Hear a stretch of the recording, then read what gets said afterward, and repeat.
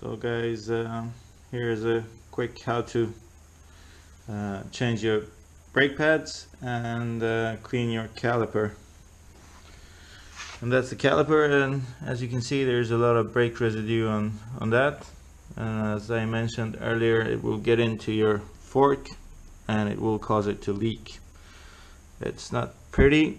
This is what it looks like after a weekend of track days and race. And I don't know if you can see this, a lot of stuff that shouldn't be there, that's in. And unfortunately I don't have any brake pads at home, so I won't be able to change them right now, but I'm just gonna show you how to do this. So hopefully you can check that and do it yourself. It's really important to change the brake pads before they wear all the way down, because if your brake pads are out, your discs here will be damaged, and that's a lot more expensive than the brake pads. So what we're gonna do is we're gonna start with 13 wrench, and I think it's 13, yes, and you're gonna remove the caliper. Start with one side, leave the other one on. And that was pretty hard, tight. So when you do this, you leave the caliper halfway down and then you press it side to side just to make them to go apart. And there's your caliper. As you can see, there's not much brakes left on this, so I need to get new brake pads. The pads are attached from the behind by this pin. So what you need to do is press this down and get a plier and remove this pin. Then this part will come out and your brake pads will come out. I don't know if I can do that with one hand. I will get back to you, but it looks like after. Leave the other one in. We'll start with this one. So this is what you end up with, guys. Sprint that will keep the pads locked, and then the pin to keep the sprint locked. To remove it, you just press down, use a plier. And to clean this, I use a toothbrush. Don't use your husband's or your wife's toothbrush, because they're probably helping you to finance your bike. And the brake cleaner, and some tissue. And here's the caliper. As you can see, it's pretty bad shape. A lot of residue here. These are the pistons. So if you put your finger in here and press hard, they will go in and the other one will get out. Same thing with this one. This will go in and the other ones will get out. Be very, very careful now. If you pump the brake handle now, these will come out and then they will pop out.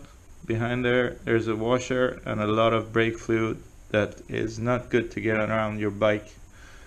So please be careful. Usually what I do is I hold these two hard and then press them up in as far as I can, and then pump the brake handle a little bit just to get the other two on the opposite side, these two, to pop out a little bit so I can clean them with a toothbrush. I don't know what to do with the camera for you guys, but hopefully you'll see this. So if I pump, you'll see that the pistons on this side will come out.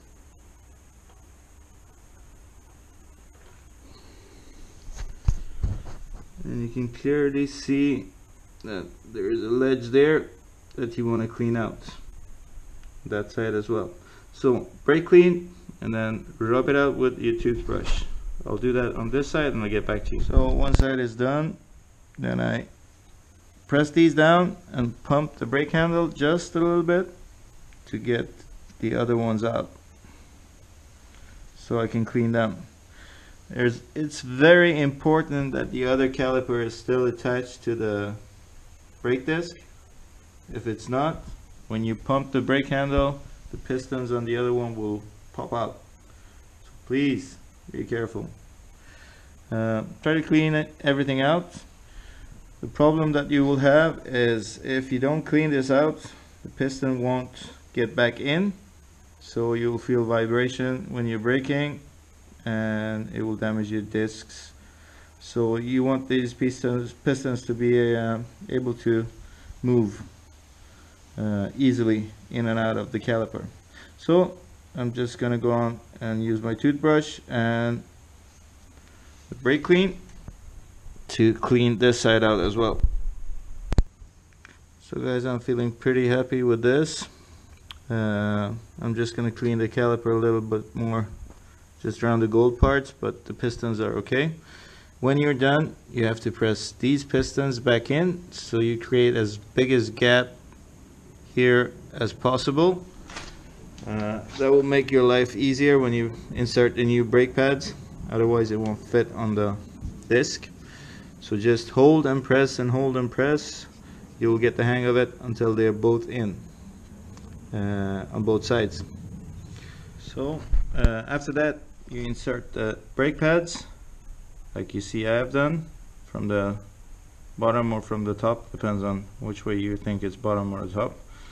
But you see the little ledge on top of them, they should be pointing at the same direction as the bleeder.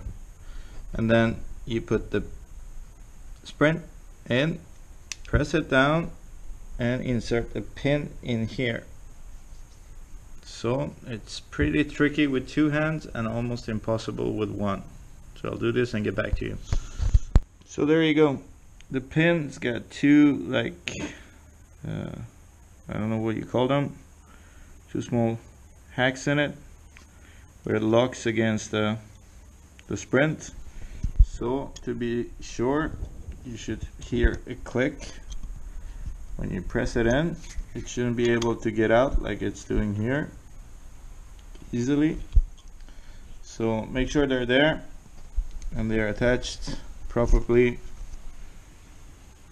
I don't know if you guys can see this or not, but if you pull on the pin, it shouldn't be able to come out. It should be locked, which it is.